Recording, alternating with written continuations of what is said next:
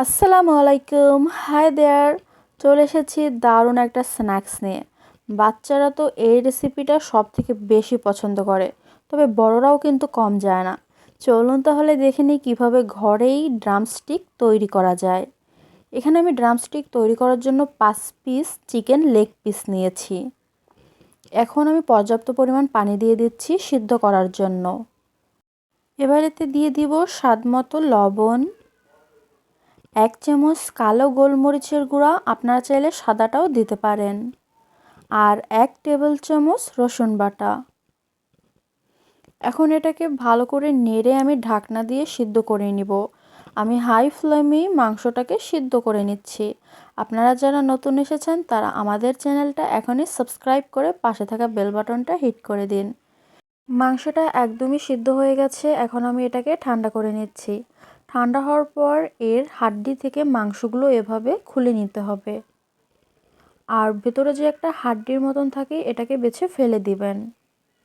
এভাবে সবগুলো মাংস ছাড়িয়ে নেওয়ার পর আমি একটা ছুরি দিয়ে এগুলোকে ভালো করে চপ করে নিচ্ছি। একদম মিহি চপ করে নিতে হবে। এখানে আমি নিয়েছি 1 কাপ আলু। আলু আমি সিদ্ধ করে স্ম্যাশ করে নিয়েছি, মানে ভর্তা করে নিয়েছি। মাংস দিয়ে দিলাম, তারপর এতে দিয়ে দিচ্ছি 2 টেবিল চামচ ঘি। আপনারা চাইলে বাটারও দিতে পারেন। 1 চামচ চিলি ফ্লেক্স, হাফ চামচ আদা বাটা, 1/4 কাপ পেঁয়াজ কুচি, ইচ্ছে মতো পেঁয়াজ কলি কুচি, আর ইচ্ছে মতো ধনিয়া পাতা কুচি। আর দিয়ে দিচ্ছি 1 চামচ গরম মশলার গুঁড়া আর 1 চামচ ভাজা জিরা গুঁড়া।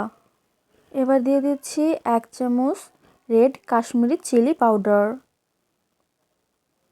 এর পরিবর্তে আপনারা চাইলে প্যাপরিকা পাউডারও দিতে পারেন। আর স্বাদমতো লবণ দিয়ে দিলাম। এখন ভালো করে এটাকে মেখে নিব। আমি আরও 1/4 কাপ আলু স্ম্যাশ করা, মানে আলু ভর্তা দিয়ে দিয়েছি। তারপর 1 টেবিল চামচ সস দিয়ে আবারও মেখে নিচ্ছি। এবারে খানিকটা খামি এভাবে হাতে নিয়ে রাউন্ড করে তারপর চ্যাপটা করে হাড্ডির সাথে এগুলো এভাবে লাগিয়ে দিতে হবে। 2 হাত দিয়ে আস্তে আস্তে আমি এটাকে সেট করে নিচ্ছি। আপনারা ততক্ষণে আমাদের চ্যানেলটা সাবস্ক্রাইব করে দিন। দেখুন একটা ড্রামস্টিক রেডি, একদমই পড়ে যাচ্ছে না, ভালোভাবেই স্টিক আছে। এখানে আমি 1/4 কাপ লিকুইড দুধে সামান্য একটু লবণ আর একটা ডিম ভালো করে গুলে নিব।